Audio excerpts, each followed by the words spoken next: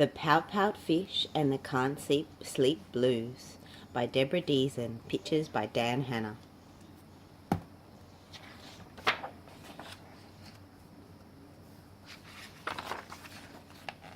Late one quiet evening, in the inky deep ocean, Mr. Fish bubbled. "Oh, I can't get to sleep." His mind was fizzy busy, and his fins were full of vim. Though he wanted to be dozing, there were 0 Z's for him. There's the green fishy on top. Wow, green fishy on top.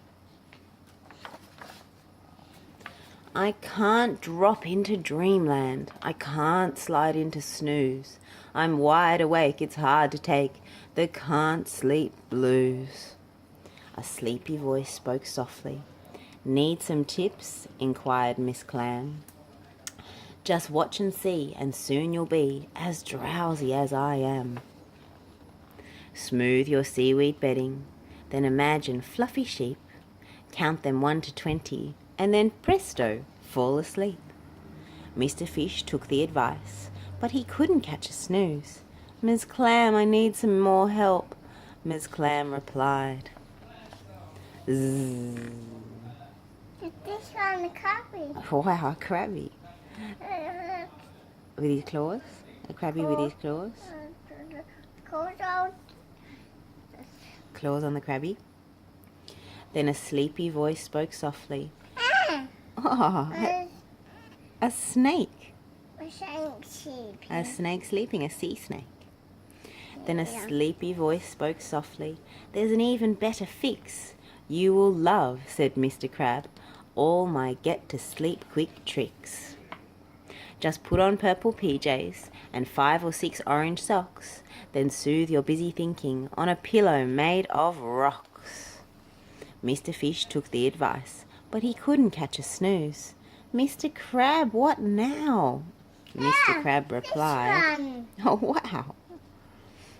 Mr. Crab replied, "Zzz." What's this one? It's an octopus with an eel. It's sleeping. Sleeping. Then a sleepy voice spoke softly.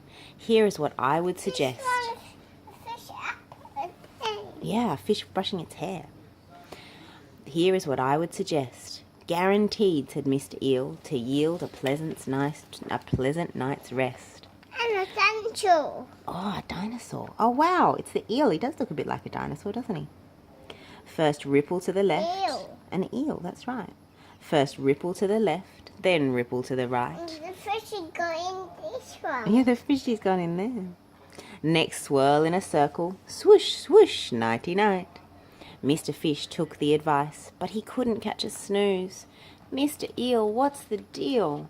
Mr. Eel replied. Zzz. Then a sleepy voice spoke softly. "For your slumber in the sea, here's a plan," said Mrs. Squid, "that always does the trick for me. Just widen out your eyes and give them 4 quick tiny blinks. Then slowly close your lids, automatically 40 winks." Mr. Fish took the advice, but he couldn't catch a snooze. "Mrs. Squid, more ideas?" Mrs. Squid replied.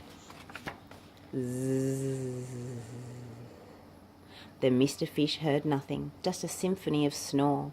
He still couldn't sleep. He felt worse than before. "I took all of their suggestions, which I followed to a T. Their methods worked for them, but they did not work for me. I know what to do." He sank down in the kelp. "What good is good advice? It does not always help." Then a sparkly voice emerged. "Mr. Fish, you're partly right." The voice was dear Miss Shimmer's. Her smile was kind and bright. "But take what you've been given and learn from what you've tried. Then build your own solution. Trust yourself as a guide." "The best advice of all," said Miss Shimmer to her friend, "is to learn what works for you and make your own special blend." With that she said good night and departed from the scene. Now Mr. Fish was ready to create his own routine. "I'll settle in my spot. I'll smooth my seaweed bed. I'll smooch my snoozy snugly. Then I'll clear my busy head. I'll swoosh in gentle motion in the ocean wide and deep. I'll close my eyes, fins tucked in, and drift right off to sleep. Mr. Fish had tried his best to resolve his can't sleep blues. Mr. Fish, how'd it go?